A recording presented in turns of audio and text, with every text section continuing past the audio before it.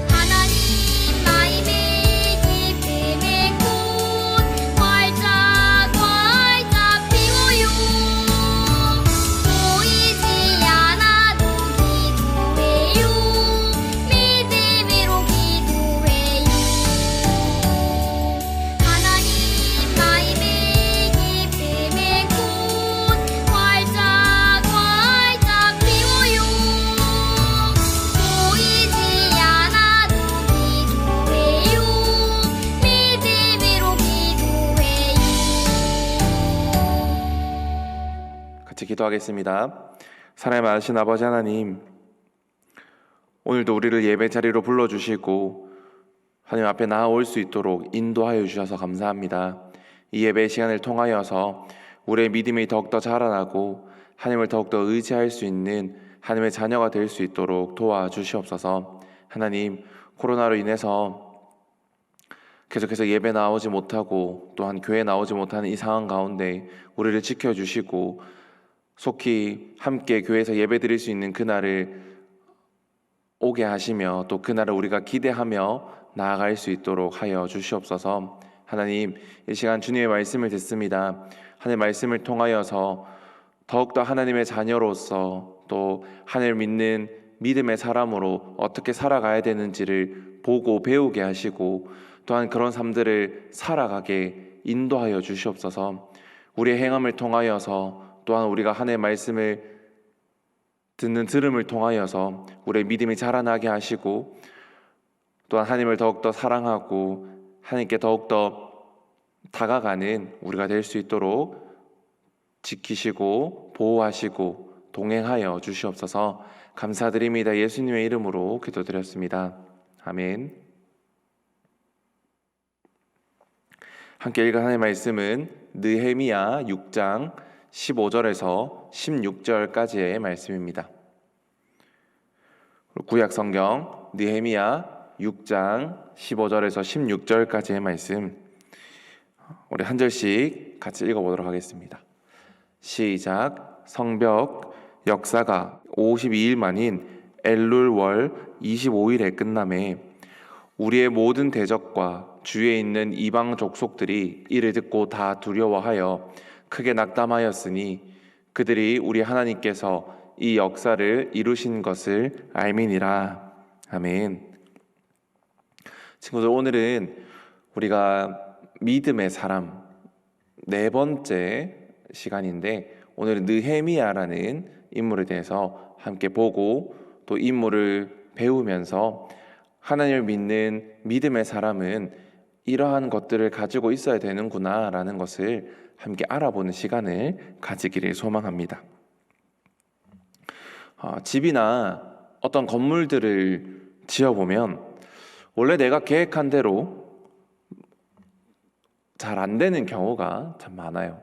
내가 계획했던 모습과 또 내가 계획했던 시간들, 또 그 재료들, 또 그 비용들, 내가 계획한 것보다 그 많은 것들이 달라지는 경우가 많아요.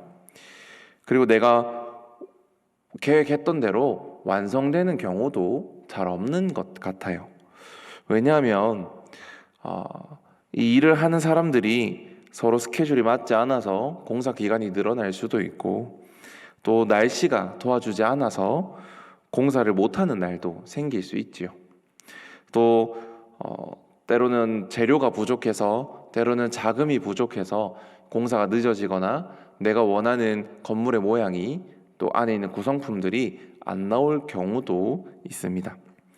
그리고 또 어떻게 하다 보면 또 이 사람 간의 관계에 따라서 공사가 잠시 멈추는 경우도 있습니다.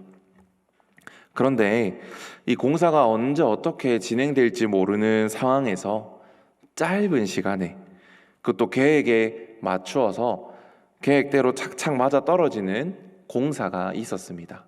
언제였을까요? 바로 우리가 오늘 읽은 이 느헤미야 본문 속에 있는 공사인데, 이 느헤미야가 이루어낸 성벽 재건의 공사가 바로 짧은 시간 내에 계획대로 착착 이루어진 그런 공사입니다. 느헤미야는 바사 제국의 술 맡은 관원장이었습니다. 당시에 술 맡은 관원장이라는 말은 왕이 가장 아끼는 신하, 왕이 가장 믿는 신하라고 이야기할 수 있는데, 이 느헤미야가 바사 제국의 그 술 관원장의 역할을 맡으면서 어느 날 자신의 고향인 예루살렘의 이야기를 듣게 되었습니다. 자신이 살았던 또 자신의 고국인 이스라엘이 무너지고 예루살렘 성이 무너지며 성문이 불타고 그 가운데 남아있는 자들이 환난과 고난을 당하고 있다는 소식을 듣게 되었어요. 그 소식을 듣고 마음이 너무 아파서 몇 날 며칠 동안 하나님 앞에 밥도 먹지 않고 물을 마시지 않고 금식하면서 기도했습니다. 그리고 그는 그 기도함을 넘어서 자신이 모시고 있는 이 바사 제국의 왕 아닥사스다에게 나아가서 자신이 그 예루살렘의 성벽을 다시 재건할 수 있도록 요청을 합니다. 이 느헤미야의 이야기를 들은 바사 제국의 왕은 그를 유다의 통치자 자격으로 보내어서 그 예루살렘에 무너진 성벽을 다시 짓도록 그의 요청을 들어주게 됩니다. 그래서 느헤미야는 이 아닥사스다 왕의 조서를 가지고 성벽 재건을 허락받아서 예루살렘으로 돌아오게 됩니다. 그리고 돌아와서 성 주변을 철저히 조사하고 치밀한 계획을 세운 후에 침체되어 있던 그 백성들을 다시금 일으켜 세우고 그들의 동기를 다시 한번 부여하면서 함께 성벽을 재건하기 시작합니다. 그런데 아무리 철저한 계획이라도 늘 변수가 있기 마련입니다. 느헤미야가 성벽을 건축할 때도 이 변수라는 것이 존재했습니다. 어떤 변수가 있었냐 하니까 모든 대적들, 그리고 주위의 이방 민족들, 예루살렘을 노리고 있던 적군들이 바로 변수였습니다. 그들의 위협이, 그들이 행하는 조롱들이, 또 그들이 행하는 돌발 상황들이 그들에게, 성벽을 재건하는 그들에게 큰 변수가 되었습니다. 그래서 이 주변국들이 자신의 나라를 언제 침략할지 모르니 그들은 항상 긴장을 하고 있었어야 했습니다. 성벽이 있다면 성벽 위에서 그들을 막고 또 그들의 침략을 막으면 되지만 그들을 막아줄 성벽 자체가 없으니 그들은 더욱더 긴장하면서 이 일들을 해내어 나갔던 거죠. 그래서 공사하기도 바쁜데 낮에 일꾼들의 절반은 창을 잡고 경계를 서야 했고, 밤에는 순번을 정해서 돌아가면서 경계를 서야 했습니다. 그리고 낮에 일하는 사람들은 언제 적군이 쳐들어올지 모르니까, 언제 자신들의 목숨을 위협받을지 모르니까 늘 긴장과 불안함 속에서 자신이 맡은 일들을 해 나갔습니다.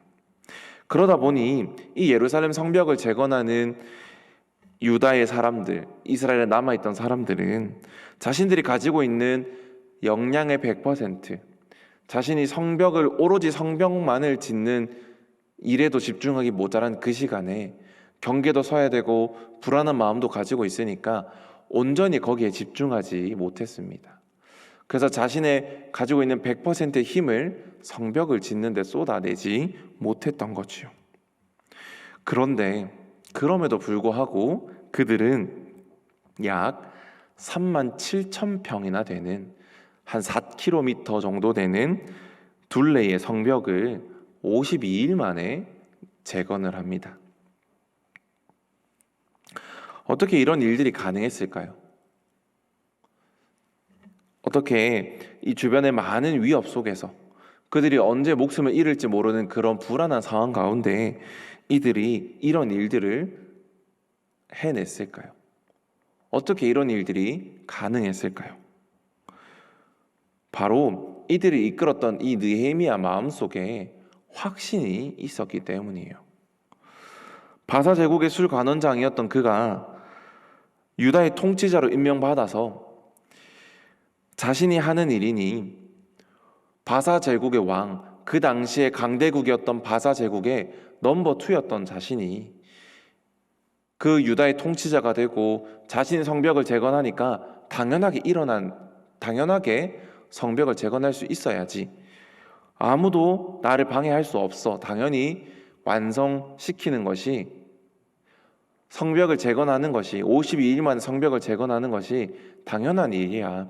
주변의 나라들이 우리나라를 침략하지 않는 것이 당연한 일이야 라는 확신을 가지고 있었던 게 아니고, 느헤미야는 하나님께서 이 일을 주관하고 계신다는 확신을 가지고 있었습니다. 하나님께서 이 성벽 재건이 바로 자신에게 주신 사명이라는 확신을 가지고 있었기에 그는 자신 있게 백성들을 다독였고 예루살렘을 재건하는데 온전히 힘을 쏟을 수 있었습니다. 뿐만 아니라 이 느헤미야는 자신들을 위협하는 이 주변국들의 조롱들, 또 주변국들의 도발들, 또 이 불안함 속에서 이 상황에 맞춰서 이렇게, 저 상황에 맞춰서 저렇게 바꾸고 달라지고 마음이 변하고 행동이 달라지는 것이 아니라 하나님의 사명을 믿음으로, 하나님의 약속을 확신함으로, 하나님의 역사하심을, 하나님의 주관하심을 확신하는 믿음이 있었기에 그는 일관성 있게 성벽을 재건합니다. 그래서 52일이라는 짧은 시간에 성벽을 재건하는 놀라운 일을 해낼 수 있었던 겁니다.